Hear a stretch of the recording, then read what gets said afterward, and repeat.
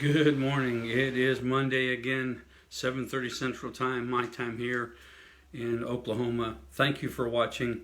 Very encouraged. We did reach over 3,000 people post from the last ones that we did, talking about living a life of no regrets. And we've already looked at having to deal with the regrets of the past and the things we have to do to get that. And I would encourage you to watch that if you haven't. And then last time we talked about forgiveness and learning to forgive others and what forgiveness is and learning to forgive yourself. Today I want to look at in just living life in reverse. If you really want to know how to live a life with no regrets, then live a life where you've looked at the regrets that other people have and you live life in reverse. You deconstruct that, if you would, to realize I don't want to go to my grave like that. So what are the regrets that people have? That's the first question. And there are lots of them. We'll probably deal with 4 or 5 maybe. And one of the ones that's at the top of the food chain, and I really do believe it's number one, is people didn't stay close to their family and friends. They let people drift. They didn't make the phone calls. They stopped coming together and eating and fellowshipping. And, there used to be a time where we stayed close. You grew up, worked, and died within 20 miles of where you were born as a whole. And I'm not saying that was good or bad. It's just the way life was. But you lived close. You saw your family every day. You knew your roots, where you came from. Everybody in town knew you. And that has benefits, that you know who you are. I'm an Armstrong. I know what an Armstrong is in the community. I know who I am because of my connections to family and so on and so forth. It used to be we lived, married, died within 20 miles of where we were born. And now we're a very, very mobile people. And I'm not talking just about phone. That's another thing. We'll talk about that later. But, we just move for a dollar more an hour, not only across to another town, but states and even countries. And so what happens is, like even in my family, my kids never got to see their grandparents. I remember wanting to buy my daughter some older dolls to put with her younger dolls so she could have a family. And she didn't want them old people. She didn't have any idea what a grandparent was. She'd never seen her grandparents. And so that's what happens. We get distanced and we no longer stay close. And we say we're going to keep in touch, but do we? When I look at all the funerals I do, it's about the only time I see those families getting together is to say goodbye to a loved one. And it's sad, they spend some time there eating and fellowshipping and remembering that person's life and input and impartation into them. And it's a beautiful thing to watch, but it's a couple, 2-3 hours maybe. And then they're driving back to their state or their city or even their country, flying back, because it's the only time they get together. And that's really, really sad. And so a life that's lived where they've impacted thousands of lives comes down to a few people show up at their funeral because they didn't stay connected. I literally have done funerals where the only people there were the 2 people who put the casket in the ground and 1 or 2 family members. And it's really, really heart-wrenching to know this person lived a life where they impacted their family and others, and now they die, in essence, alone. I've been at the hospital where I was the only one there when that person passed away. And some of the family came in later, but very few. They died alone. And it's tragic. It really is sad. But it's one of the regrets that people have as they begin to live their last days and they're talking to individuals. What they're saying is, I wished I would have stayed closer to family and friends. I wished I would have forgiven my brother. I wished I would have forgiven and now they're gone, and I can't do that, which is another reason we need to forgive quickly. But we used to live close-knit, and because of that, you worked with family, you saw family every day in your little small town, you knew your aunts and uncles, you saw your grandparents on a regular basis. Sundays after church, you got together and had Sunday lunch or dinner together and just spent the afternoon talking. When's the last time you had a Sunday social like that? When's the last time you went to a Sunday social like that? It just doesn't happen anymore, and it really is tragic.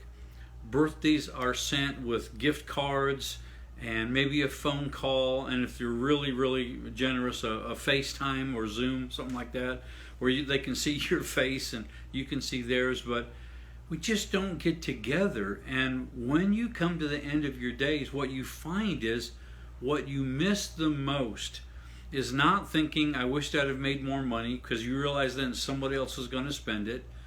What you miss is not more days at the office, because you realize life is short and you wish you hadn't worked so hard. What you miss in those last days and weeks is family and friends. And we talked about the phone. You know, the phone allows us to be mobile and still be able to call. But we don't call near as often as we should. We could make phone calls all around the world to our family every day, but very few people do it. One of the biggest hindrances I see today that breaks my heart is the antisocial social media. You know, Facebook, Twitter, Instagram, all these things. And I'm using Facebook. I don't have any problems with Facebook personally.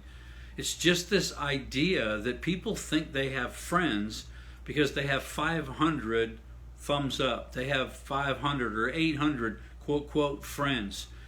You know, you're allowed 5,000 friends on Facebook, but do you know anybody that actually has 5,000 friends?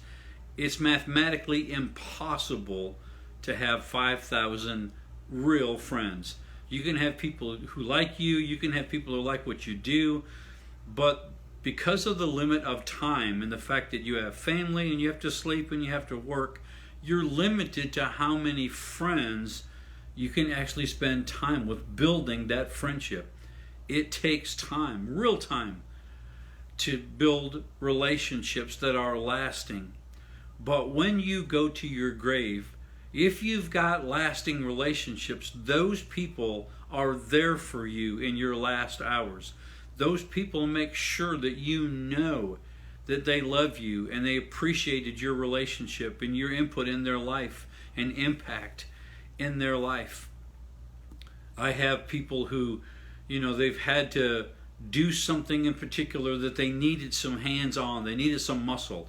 They were moving, or they needed something to get painted right quickly so they could move in, and they text their 500 friends or Facebook their 500 friends and say, hey, I need help. Let me know. We're going to do it on Friday. Let me know you can help. And what they hear is crickets or excuses. And what you realize at that point is, I don't actually have any friends. And it's really devastating to people when they come to the conclusion, all these people who gave me the thumbs up, all of these people who said they were my friends because they pushed a button asking to be friends, were not really friends. It's not that they're bad people. It's not that they mean harm. It's that it's easy to click a share, much easier than going to your house and helping you through difficult times. It's much easier to say, I will pray for you, than it is to actually go to someone's house and pray for them when they're dying, or to pray for them when they've lost a child, or they're desperately sick and being diagnosed with cancer. It's much easier to send $10 than it is to go and actually be there for individuals. And so my encouragement, if you want to live a life of no regrets, live life in reverse. Think about the things you would not want to regret. Think about the things that you don't want to go to your grave saying, I wished I would have. Think about what that is and live life in reverse. Live a life that doesn't have those regrets. Because I've done well over 600 funerals and have heard over and over and over the the regrets I'm going to be sharing with you. I've heard over and over and over again, I wished I would have stayed close to my family. I wished I would have stayed close to my friends. Hearing that over and over, you don't have to be a rocket scientist to go, I don't want to die like that. I want my friends to know they're my friends. I want to spend time pouring into them, letting them know I value their friendship. I make it intentional actions for me to tell people I love them and appreciate them on a regular basis. I invite people to my home. I go out with people on Sunday afternoons. I invite people to come fish with me, to come hunt with me, to go on vacations with me. We have purposed in our heart, my wife and I, that our friends are our friends. And we're going to make sure they know we appreciate them and we love them, because we don't want to go to our grave with our family and our friends not knowing we love them and appreciate them. Now, I know people are busy, even my own family. I don't get to spend near as much time with my family as I would like to, but I keep pushing the envelope. I keep inviting myself to things. I keep inviting them to my house and to go out and to eat together, and we get to do that as often as we can. And so we're doing that because it doesn't come without effort. Today, everybody's busy. Today, we're going so fast that you have to be intentional. And you have to press through. You have to give up something so that you can gain something. But giving up watching something on TV, giving up playing some video game to spend time with your family is always a good exchange. Because you're not going to go to your grave going, I wish I'd have played one more video game, or I wish I would have mastered level 12, or whatever that stuff is. What you're going to regret is the same thing other people do if you don't live life in reverse.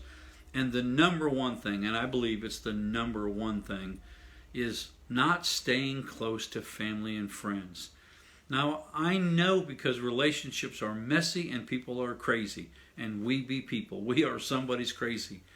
Not everybody in your family is going to want to stay close to you. They're going to go to their grave with that regret. But that doesn't have to be on you. You can make a decision today that I'm going to be the family gatherer. I'm going to be the one that says, come to my house at Christmas. I'm going to be the one that says, come to my house on Thanksgiving. I'm going to be one that continually invites and watch people roll their eyes and go, oh, it's Lee asking us to go out to eat again. I would rather be that guy than people wondering if I really love them or not. So the best way to live a life with no regrets is to live life in reverse. And one of the things that people say at the end of their days is, I wished I would have stayed close to family and friends. You don't have to go that way. I encourage you today to tell your family and your friends you love them. I'm going to ask you, if you think this would bless somebody you're connected to give me a thumbs up, but to share with others who might be changed by this. Again, we did reach over 3,000. Our next goal is 4,000. We can get there if we'll all work together. Thank you for helping me change thousands of lives. I'm going to say goodbye to a few friends as I close today.